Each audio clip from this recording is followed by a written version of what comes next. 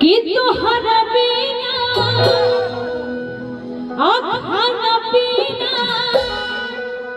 और लगे कि राजसा बेकार राजा शिवम भैया कि एगो हमर दिल भई जान दिनो तोहार बा एगो हमर दिल भई जान दिनो तोहार बा तोहरा बिना खाना पीना तोहरा बिना खाना पीना लगे कि सब बेकार बा एगो हमर दिल भई जान दिनो तोहार बा हमर दिल भई जान दिनो तोहार तुम दिल की धड़कन में रहते हो दिल की धड़कन में रहते हो बाहों में आ जाओ सपनों में खो जाओ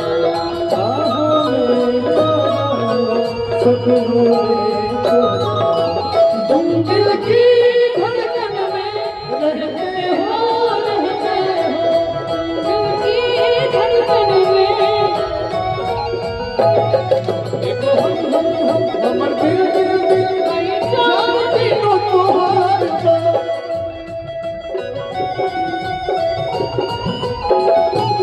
की देख गया अरे है वियोग राजा ई रोग तो हर धरा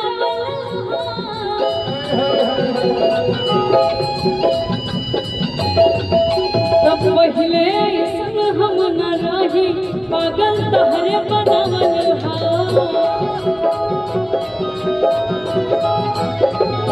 देख गए वियोग रोग तो हर धरा पहले ऐसन हम न रही पागल तहरे बनावल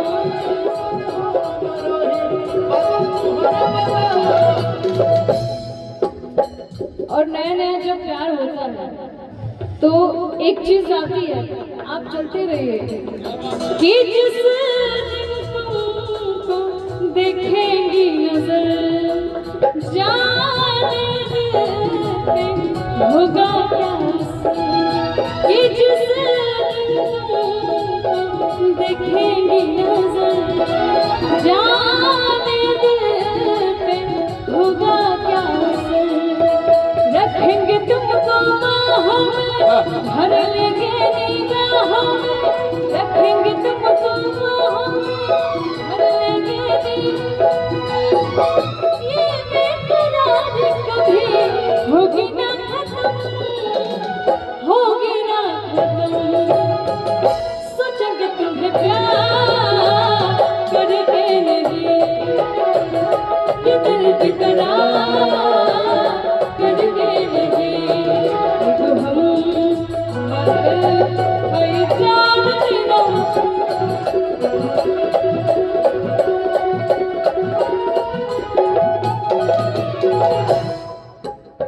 जब सुत खले पानी तो हर चढ़ली जवानी हो ठीक से ना हम खाना खानी ना पी ना पानी हो ठीक से ना हम खाना खानी ना पी ना पानी हो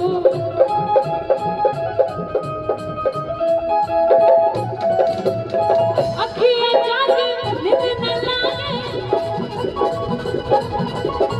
अखियाँ जागे नींद न लागे दिल भइल बेकरार बा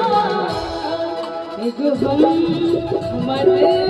भई जान दिनो तोहार बा एगो हमर दिल भई जान दिनो तोहार बा हमर भई जान दिनो तोहार बा अनुराग भैया की तरफ से बहुत बहुत धन्यवाद। वाह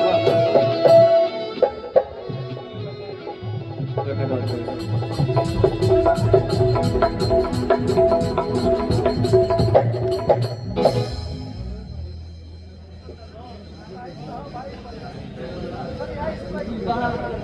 जी धन्यवाद चाचा। माइनर करिए तो भैया हम भी अपने को गा दें, उसके बाद अपना गाएंगे।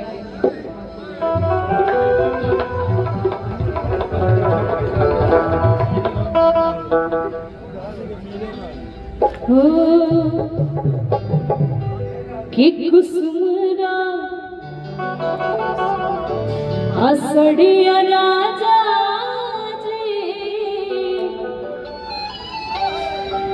ब्लाउज करिया राजा अपना सैया जी के फोन करके फरमाइश करके मांगा करिए कि अवतार कोई के नौकरिया कि अवतार कोई के नौकरिया आजा के कीन ली हाथ बजरिया कुसुमरा सड़िया राजा ब्लाउज करिया कुसुमरा सड़िया राजा ब्लाउज करिया अब कर नहीं के नौकरिया अब कर नहीं के नौकरिया जाके कीन ली हाथ बजरिया कुसुमरा सड़िया राजा ब्लाउज करिया कुसुमरा सड़िया राजा ब्लाउज करिया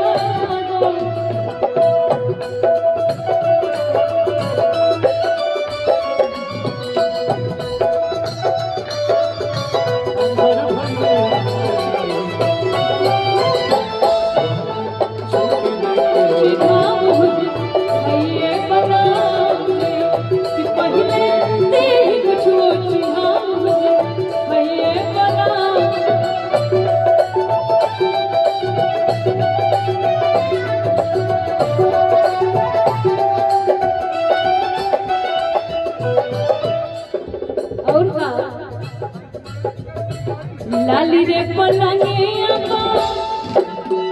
सजिया डसाई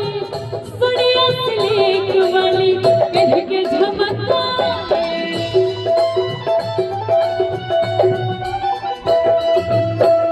लाली रे पलंगिया सजिया डसाई सड़िया सिल्क वाली कह के झमकाए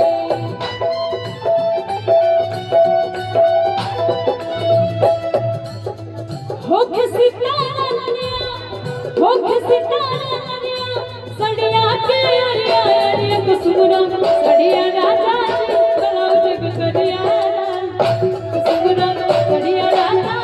ब्लाउज करिया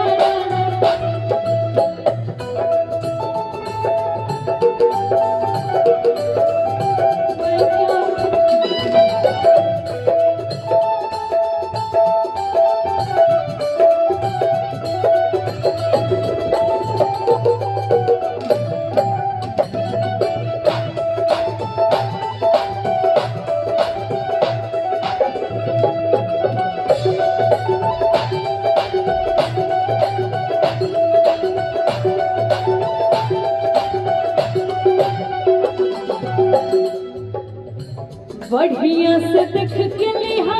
भल लगी दाम हो फोटो पहले भेजी है भी हाथा वाली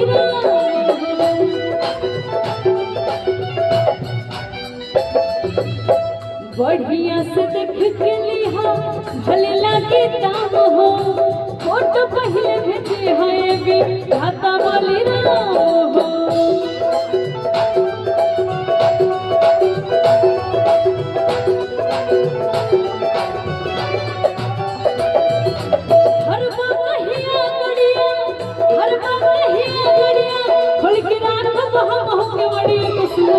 सड़िया राजा ब्लाउज करिया कुसुमरा सड़िया राजा कुसुमरा सड़िया राजा ब्लाउज करिया